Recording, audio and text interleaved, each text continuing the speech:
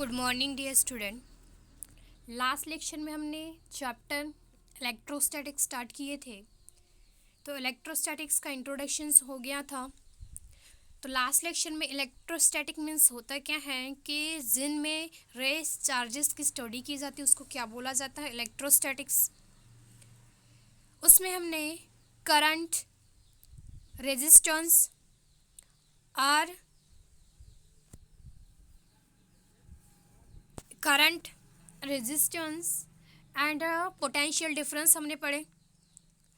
उसके बाद हमने इंट्रोडक्शंस में कि जब भी हम किसी विंटर में क्या करते हैं, स्वेटर को निकालते हैं तो उसमें से चिड़चिड़ की आवाज़ आती है, इसके मतलब उसमें कुछ चार्जेस क्रिएट होते हैं।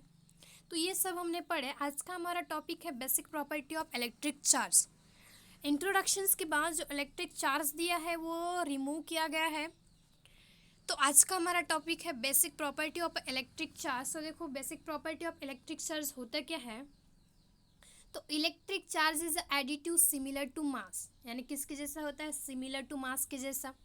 The total electric charge on object equal to the algebraic sum of all the electric charges distributed on a different part of the object. जो हमारे क्या होते हैं, इलेक्ट्रिक चार्ज होते हैं, डिस्ट्रीब्यूट होते हैं अलग अलग पार्ट में। जैसे कि फॉर एग्जांपल में हम क्या कर सकते हैं, सपोज करके एक बॉडी है, एक क्या है, बॉडी है जिसमें क्या है, पॉजिटिव चार्ज है और एक नेगेटिव चार्ज है। तो हम क्या करेंगे, तो इस बॉडी का टोटल चार्ज क्या हो जाएगा, प्लस क्यू और माइनस क्यू।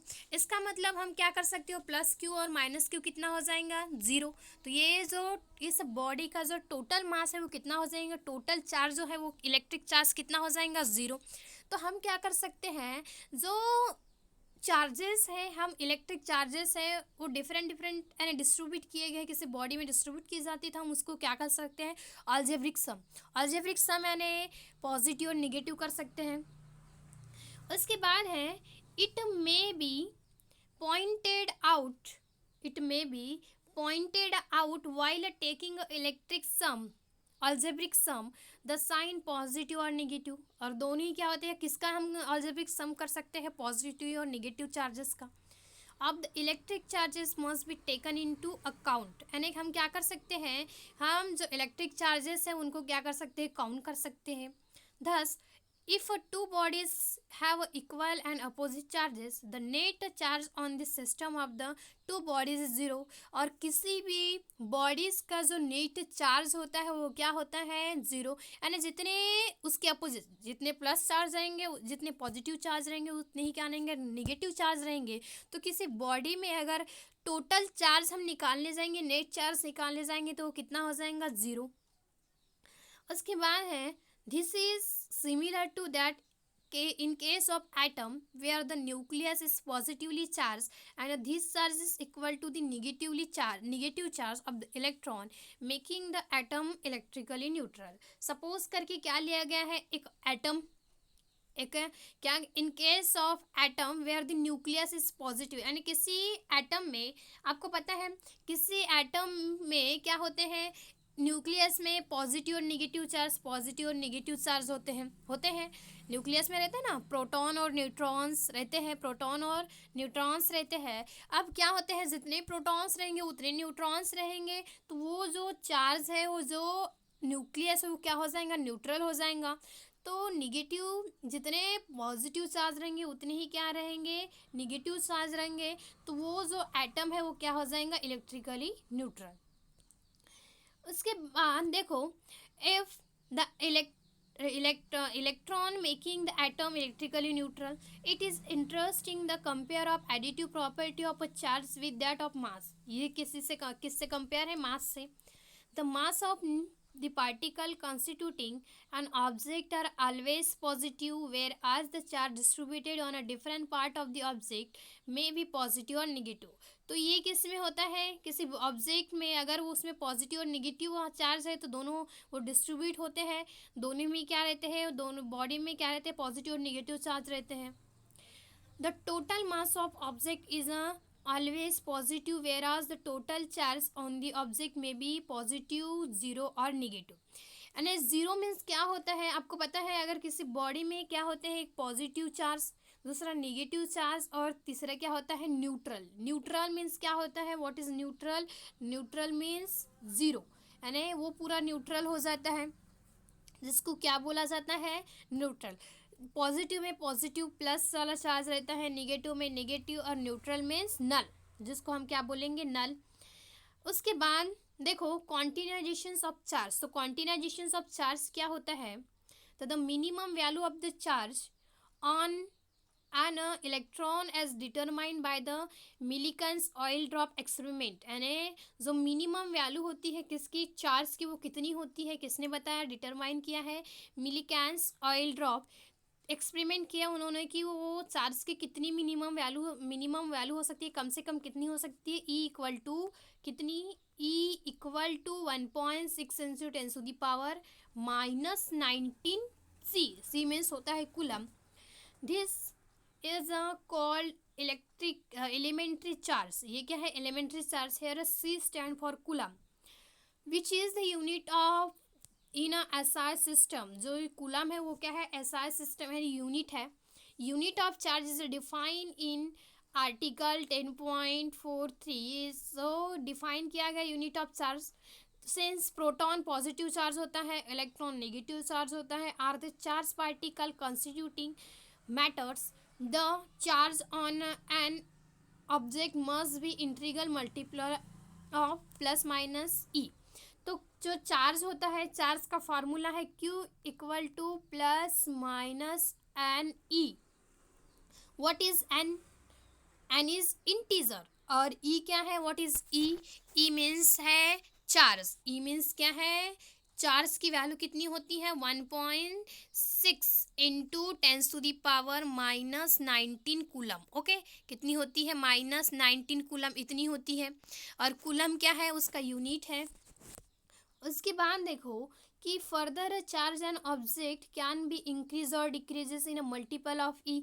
देखो क्या होगा कि जो चार्ज की वैल्यू होंगी वो इंटीग्रल मल्टीपल ऑफ ई होंगी, इस तरह से नहीं, हम क्या बोल सकते हैं, चार्ज को इस तरह से डिवाइड नहीं कर सकते, किस तरह से, जैसे हाफ हो गया, 3/2 हो गया, इस तरह से हम चार्ज को डिवाइड नहीं कर सकते, बस हम उसको इंटीग्रल यानी ऐसे एक्यूरेट वैल्यू इंटीग्रल मल्टीपल यानी 1 2 3 एस ऑन एन तक के, हाँ वो इस तरह से डिवाइड नहीं होगा, हाफ या 3/2 या 4/5 इस तरह से डिवाइड नहीं होगा, ओनली क्या होगा, इंटीग्रल मल्टीपल ऑफ ई।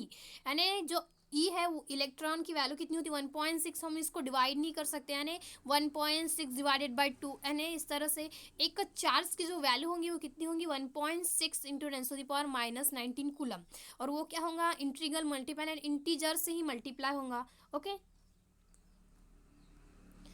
उसके बाद है कि it is because during the